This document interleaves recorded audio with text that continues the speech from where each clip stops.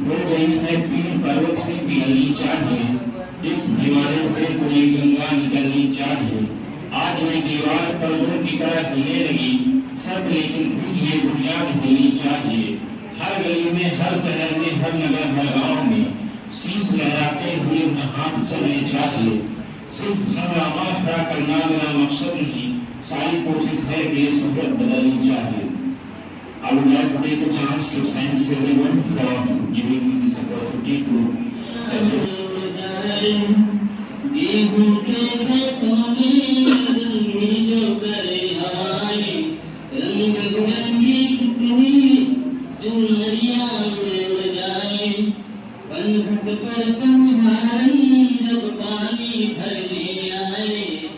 मधुर मधुर तानों से बंसी को बजा, अरे सुनो कदम कदम पर है दिल जानी,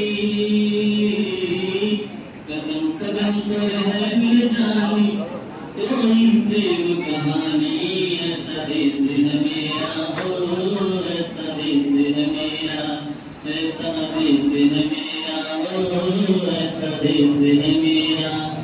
बाप के कंधे चढ़ के जब बच्चे देखो मेले, मेलों में लटके तमाशे कुंडी के चाट के ठेले, मेलों में लटके तमाशे कुंडी के चाट के ठेले। मिलकर मिलती मीठी बोली कहीं चूरन की है कुड़िया।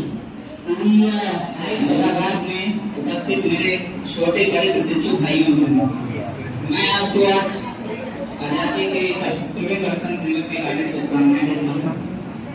मैं आज देश प्रेम और राष्ट्रभक्ति के बारे में कुछ विचार अपने प्रस्तुत करूंगा, इसमें जो त्रुटियां होंगी क्षमा करें।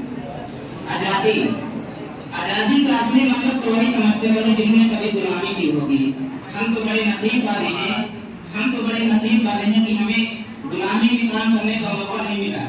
पूरी समझ सके कि अगर तू परिंदा है तो ये आसमान तेरा है, अगर तू परिंदा है तो ये आसमान तेरा है, अगर तू परिंदा है तो ये शमशान तेरा है।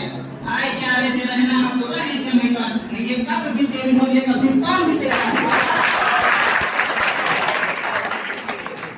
लेकिन एक देशद्रोही से ज्यादा देशभक्ति की भावना तब आरंभ होती है जब एक लड़का अपने बूढ़े माँ बाप को वृद्धाश्रम की चौखट पर छुड़ाता है।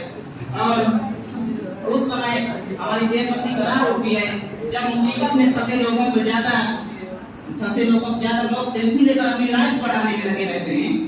आज के इस दौर में वो युवा जिनके ऊपर राष्ट्र प्रेम की जिम्मेदारी है, वो अपने समाजवाद की आशाओं को बनाए रखने के लिए वह युवा 4x4 की छोटी स्क्रीन पर अपनी छोटी उंगली के आकर्षण मारते अपनी भावना की इमोजी भेज रहा है। 4 क्वार्टर वोट की काम मेरा रोज की।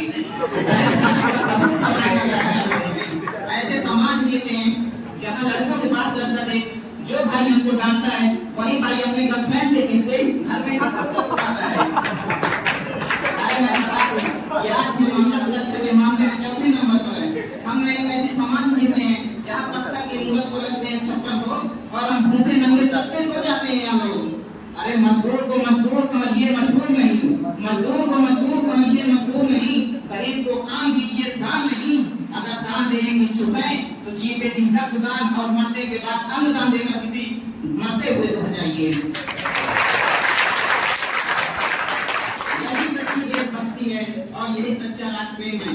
न सरकार मेरी है, न सरकार मेरी है, न गम मेरा है और ये ना ही बड़ा सा नाम मेरा है। बस इसी बात का गुरूर है मुझे कि मैं हिंदुस्तान का हूँ और ये हिंदुस्तान मेरा है। परंतु एक बिचारी बीमारी मुझे समाज में बहुत नजर आती है। कहा जाता है कि हम दुनिया के सबसे बड़े लोकतंत्र में रहते हैं, जहाँ हिंदू पैदा होते हैं, मुसलमान पैदा होते हैं, सिख पैदा होते हैं, ईसाई पैदा होते हैं, यहाँ इंसान नहीं पैदा होते। मेरे विचारों में तो न हिंदू की जरूरत है, न मुसलमान की जरूरत है, न हिंदू की जरूरत है, न मुसलमान की जरूरत है। राष्ट्र निर्माण के लिए एक अच्छे इंसान की जरूरत है, राष्ट्र निर्माण के लिए एक अच्छे इंसान की जरूरत है। एक और हमारे पास IIT, IIM जैसे शिक्षण संस्थान है, वहीं दूसरे और इस देश की गरीबी की बेरोजगारी को जमात में खड़ा करने के लिए एक हाथ में सब शिक्षा अभियान का झुनझुना पकड़ा दिया जाता है। वैसे मैं बता दूं कि शैक्षिक बीमारी का केवल एक कारण है तो हमारे देश की शिक्षा नीति केवल 2 लोगों की बनी है, एक है जो विद्वान और दूसरे जो है धनवान, उनके लिए बनी है।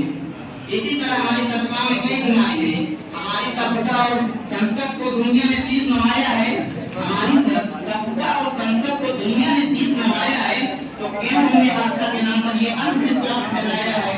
बड़ी बड़ी बातों से नहीं, छोटी छोटी कोशिशों से हमारे देश को आगे बढ़ाया जा सकता है। बड़ी बड़ी बातों से नहीं, छोटी छोटी कोशिशों से देश को आगे बढ़ाया जाता है। अंत में मैं अपनी वाणी को विराम देते हुए देश के उन वीर जवान जो सरहद पर अपने सेना जो सरहद पर रक्षा कर रहे होते, उन्हीं की वजह से आज हम लोग सब आराम सो रहे हैं। तो मैं उनकी पार्टी में दुर्भाग्य कहूँगा कि जमाने भर में मिलते हैं आशिक कई, जमाने भर में मिलते हैं आशिक कई, मगर वतन से खूबसूरत कोई शाम नहीं होता। सोने में लिपट कर नोटों में सिमट कर मरे हैं कई, मगर मेरे तिरंगे से खूबसूरत कोई शाम नहीं होता।